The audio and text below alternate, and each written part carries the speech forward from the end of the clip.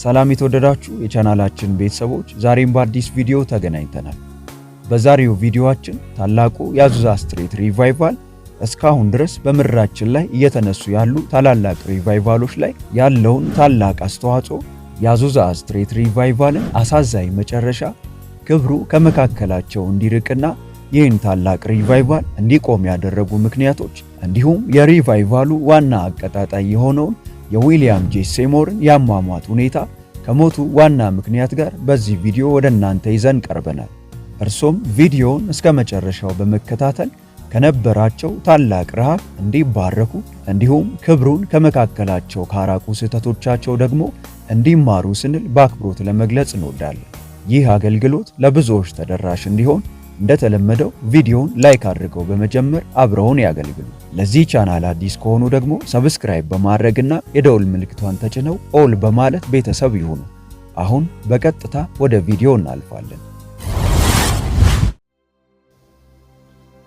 የመጨረሻው የአዙዛ ግጭት የነበረው በሴሞር እና ዱርሃም መካከል ነበር።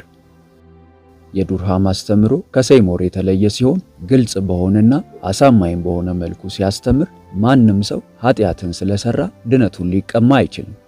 የክርስቶስ የማዳኑ ሥራ የተገኘው በሥራ ሳይሆን በጸጋ እንደሆነና እውነተኛ የሆነ የመዳን ለውጥ በሥራ እንደሚገለጥ አበክሮ የሚያሳይ ነበር። ዱርሃም በወቅቱ በሕግና በጸጋ መካከል ያለውን ሚዛናዊ ግንኙነት በዘመኑ የነበረች የመንፈስ ቅዱስ አማኞች ቤተክርስቲያን መረዳት በሚገባ መልኩ ያሳየ ሲሆን በሥራ ወይም ሕግ ላይ ያተኮረው አገልግሎት በቤተክርስቲያን ላይ መከፋፈልን ፈጥሮ ነበር።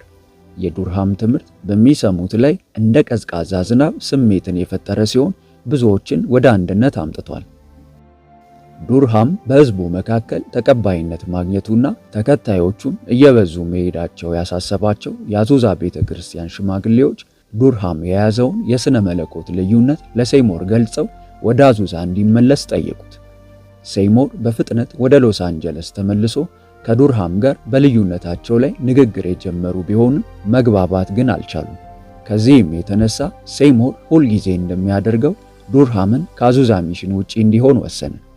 ዱርሃምና አብረውት የነበሩ አገልጋዮች በዚህ ውሳኔ ሳይደናገጡ ከ1000 በላይ ሰዎችን የሚይዝ ባለ 2 ፎቅ ሕንፃ ተከራይተው አገልግሎታቸውን በመቀጠል ሁለተኛው ፎቅ በቀንም ሆነ በሌሊት ክፍት የሆነ የጸሎት ቤት እንዲሆን አደረጉ። በአዙዛ የነበረው ሕዝብ ዱርሃምን ተከትሎ የሄደ ሲሆን የአዙዛ ሚሽን አገልግሎት ሙሉ በሙሉ ባዶ የሆነ ሄዶ ነበር። በሌላው ጎን ዱርሃም በከፈተው አዲስ ጸሎት ቤት በሺህ የሚቆጠሩ ሰዎች ወደ እግዚአብሔር መንግሥት ይጨመሩ የነበረ ሲሆን የመንፈስ ቅዱስ ጥምቀትና ፈውሳቸውን የሚቀበሉ ነበር። የቀድሞው አዙዛ ሚሽን አገልግሎቱን መካፈል ለሚፈልጉ ሁሉ ክፍት ነበር። ምንም እንኳን የሰዎች ፍላጎት እየቀነሰ ቢሄድም ሴሞር መሪነቱንና የነበረውን አስተምሮ አልለወጠም ነበር። አገልግሎቱ በሳምንት አንድ ጊዜ ብቻ እሁድ ሙሉ ቀን የቀጠለ ሲሆን የፕሮግራሙን ቀናት ለመጨመር ብዙ ጊዜ ቢጥርም ፍላጎት ያላቸው ሰዎች ግን ሊገኙ ካለመቻላቸውም ሌላ በመጨረሻ 20 ሰዎች ብቻ ቀርተው ነበር። አልፎ አልፎ በቀደመው የሪቫይቫል ዘመን የነበሩ ሰዎች ለጉብኝት ወደ አዙዛ ይመጡ የነበረ ሲሆን ሴሞር መልካም አቀባበል ያደርግላቸው ነበር። ብዙውን ጊዜ መጽሐፍ በማንበብና በመጻፍ እንዲሁም ሐሳቡን በማካፈል ያሳልፍ ነበር። በ1921 ዓመተ ምህረት ዊሊያም ሴሞር የመጨረሻ አገልግሎቱን በአሜሪካን ከተሞች እየተዘዋወረ ያደረገ ሲሆን በመድረክ ላይ ሲያገለግል ብዙዎች ዕውቅና አልሰጡትም ነበር።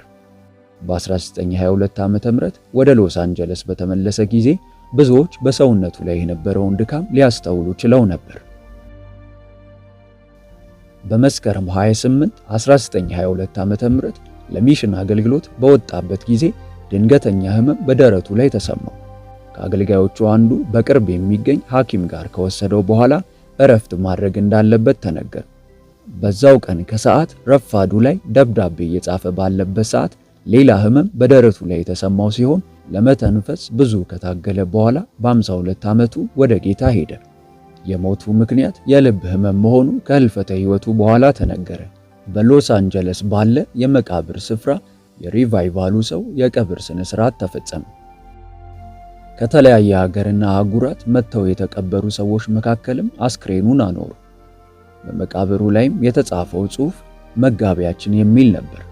አሳዛኙ ነገር በቀብር ስነ ስርዓቱ ላይ የተገኙ 200 ሰዎች ብቻ ሲሆኑ የእግዚአብሔር ታላቅነት በአገልግሎቱ ውስጥ የተገለጠ ስለመሆኑ ብዙዎች ምስክርነታቸውን ሰጥተው ነበር። ከሴይሞር ሞት በኋላ ባለቤቱ በአዙዛ ሚሽን የነበረውን አገልግሎት ተረክባ ለ8 ዓመታት ያህል ሁኔታዎች በመልካም ከተጓዙ በኋላ በ1931 ዓመተ ምህረት ላይ ችግሮች ይነሱ ጀመር። ቦታው ይገባኛል በሚል ሰው የማያቋርጥ የሕግ ክርክር ከተካሄደ በኋላ የከተማው ባለስልጣኖች በተከራካሪዎቹ ተበሳጭተው ቦታው በእሳት አደጋ እንዲጠፋ አዘው ነበር። በዛው ዓመት መጨረሻ ላይ ሕንፃው ሙሉ በሙሉ የወደመ ሲሆን ሕንፃው ከመውደሙ በፊት ግን በቀደመው ታሪክና ቅርስ ላይ ፍላጎት የለንም ለሚል የመንፈስ ቅዱስ አማኞች ቤተክርስቲያን ተሰጥቶ ነበር። በአሁኑ ጊዜ በቦታው ላይ የሚታየው የመንገድ ምልክት ብቻ ሲሆን ስፍራው ባዶ ሆኗል። ሕንፃው ከወደመ ከ5 ዓመታት በኋላም የሴይሞር ባለቤት ሆስፒታል ገብታ የነበረ ሲሆን በሐምሌ 2 1936 ዓመተ ምህረት በልብ ህመም ምክንያት ሕይወቷ ሊያልፍ ችሏል። የዊሊያም ጄ ሴይሞር የአገልግሎቱ አሻራ መደብዘዝ ልብ የሚሰብር ቢሆንም ከ1906 እስከ 1909 ዓመተ ምህረት ባሉት ዓመታት ውስጥ በመላው ዓለም የመንፈስ ቅዱስ እንቅስቃሴ እንዲዛመት ያደረገው ጥረት የሚረሳ አይደለም። ዛሬ ብዙ የእምነት ተቋማት መሰረት ከአዙዛ ሪቫይቫል ጋር የተገናኘ ታሪክ አለው። ብዙዎች የቀደሙት የእግዚአብሔር ቤት መሪዎች ከአዙዛ የወጡ ሲሆን ዴሞስ ሻካሪያን የተባለ የሙሉ ወንጌል ነጋዴዎች ህብረት መስራች ቅድመ አያቶቹ የመጀመሪያዎቹ የአዙዛ ሚሽን አባላት እንደሆኑ ገልጿል። የቫልዴዝ ቤተሰብ የወንጌል አገልግሎት፣ የጋር ቤተሰብ ዶክተር ቻርልስ ፕራይዝ እና ሌሎች ለቁጥር የሚያታክቱ አገልጋዮች ከአዙዛ ሪቫይቫል ጋር የተገናኙ ነበሩ። ምናልባት አብዛኛው በዘመናችን ላይ ያለ የመንፈስ ቅዱስ እንቅስቃሴ መሰረቱ ከዚህ ሪቫይቫል ጋር የተያያዘ ነው። ምንም እንኳን በአዙዛ የነበረው ሪቫይቫል የተለየ የመጽሐፍ ቅዱስ አስተምህሮና አወዛጋቢ ሁኔታዎች የነበሩት ቢሆንም የአዙዛ ስም በተጠራ ጊዜ ሁሉ ብዙዎች በዛ ስፍራ ላይ የፈሰሰውን ከፍ ያለና እስከ ዛሬ ድረስ በብዙዎች ዘንድ የሚታወስ የመንፈስ ቅዱስ ኃይልና ቅባት ማሰባቸው አይቀሬ ነው።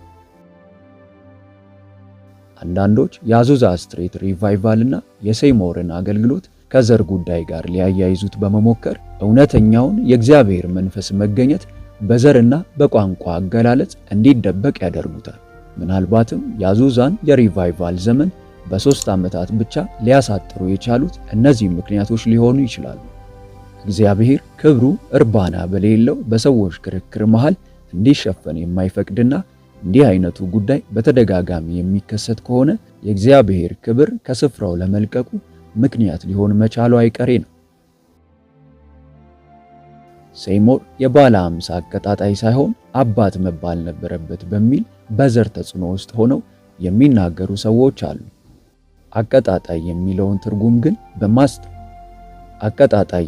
ትርጉም ግን በማስተዋል ከተረዳ ነው ሴይሞር በአዙዛ ስትሪት የወደቀው የመንፈስ ቅዱስ እሳት በመላው ዓለም እንዲቀጣጠልና እንዲስፋፋ እግዚአብሔር አይነተኛ መሳሪያው አድርጎ የተጠቀመበት ሰው ነበር። እያንዳንዱ የዓለማችን ክፍል በአዙዛ ሪቫይቫል የተዳሰሰ ነበር ቢባል ሐሰት አይሆንምና። ቀደም ሲል እንደተጠቀሰው የዘር ጉዳይ አዙዛን ሊጎበኝ የቻለ ትንሽ ስፍራ ሊሰጠው የሚችል ጣልቃ ገብነት ነበር። በእኔ እምነት ትልቁ ስህተት ሪቫይቫሉ በዋናነት የጥቁርና የነጭ ጉዳይ ሆኖ መወሰዱ ነው። በምድር ላይ ያለ ማንም ዘር የእግዚአብሔር መንፈስን እንቅስቃሴ በባለቤትነት ሊጠይቅ አይችልም። እግዚአብሔር በሰዎች ቀለም ላይ ተመስርቶ የሚሰራ አምላክ ሳይሆን በሰው ልብ ውስጥ አልፎ የሚሰራ ነው። ያለፉትን ታላላቅ የእግዚአብሔር ጀነራሎች ምልከታ ስናደርግና በስኬታቸው ለመማር ስንወስን ራሳችንን ከውድቀታቸው ጎን ልናስቀምጥ አይገባም። በውጫዊው ነገር ላይ ብቻ የሚታየውን የትላንቱንና የዛሬውን ድምፅ ከመስማት ልንታቀብ ያስፈልጋል። የእግዚአብሔርን መንፈስ ለመያዝ የሚጠሙትን የእነርሱን ፈለግ መከተል አለብን። በመንፈሱ እያደግን ለግል ዕውቅናና ክብር ሳይሆን እግዚአብሔር ላዘጋጀልን ሽልማት ዋጋ ልንሰጥና ልንጋደል ይገባል። የዊሊያም ጄ ሴይሞር የአገልግሎት ፍሬ የሚገለጠው በዘላለም ቤታችን ውስጥ ብቻ ነው። አንድ ግልጽ መሆን ያለበት ጉዳይ እግዚአብሔር ዊሊያም ጄ ሴይሞርን ልክ እንደ ተቀጣጣይ ፈንጂ የመንፈስ ቅዱስ ሪቫይቫል ፍንዳታን ወደ ዓለም ሁሉ እንዲያዳርስ የላከው ሰው መሆኑን ነው። እግዚአብሔር ለዚህ ዓላማም ተጠቅሞበታል። እንደተለመደው ከዛሬው ቪዲዮ ምን እንደተማሩ በኮሜንት መስጫው ቦታ ላይ በማስቀመጥ ተሳትፎውን ያሳዩ። ቪዲዮውን ላይክ እና ለወዳጆች ሼር በማድረግ አብረውን ያገልግሉ። ለቻናላችን አዲስ የሆናችሁ ቻናሉን ሰብስክራይብ በማድረግና የደውል ምልክቷን ተጭነው ኦል በማለት እንደዚህ ያሉ አስተማሪ ፕሮግራሞች፣ ህይወት ለዋጭ ትምህርቶች፣ ዝማሬዎችና የጸሎት ጊዜያት በየዕለቱ እንዲደርሱ ማድረግ ይችላሉ። በቀጣይ ቪዲዮ እስከምንገናኝ ሰላም ሁኑ።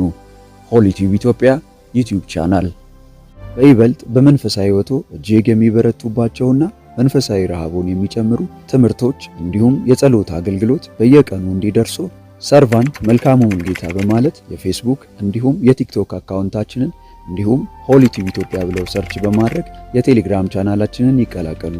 ተባርካችኋል።